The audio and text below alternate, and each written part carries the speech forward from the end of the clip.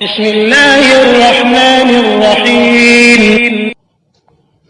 الحمدللہ والصلاة والسلام علی رسول اللہ۔ نبی پاک صلی اللہ علیہ وسلم کی اطاعت وہ جنت میں داخل ہونے کی ضمانت ہے۔ پیارے پیغمبر علیہ الصلاۃ والسلام کی حدیث مبارکہ ہے، آپ صلی اللہ علیہ وسلم نے فرمایا کل امتی یدخلون الجنہ،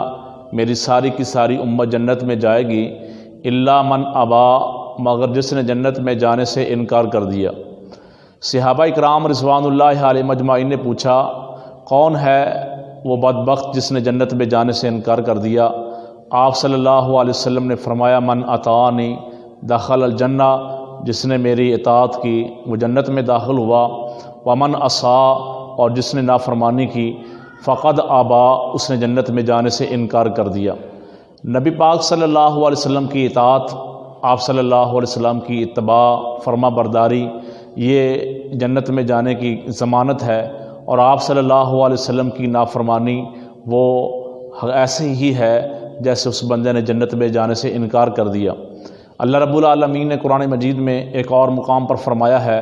وَمَن يُطِعِ اللَّهَ وَرَسُولَهُ، جو اللہ رب العالمین کی اور اس کے پیغمبر علیہ الصلاۃ والسلام کی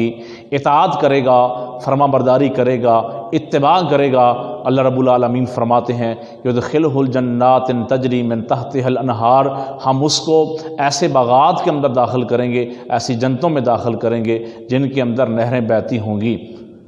اور ہم ایسے افراد کو جو اللہ اور اس کے رسول کے فرمانبردار ہوں گے، متبع ہوں گے، ہم ان کو جنت میں ہمیشہ ہمیشہ رکھیں گے۔ السلام علیکم ورحمۃ اللہ وبرکاتہ۔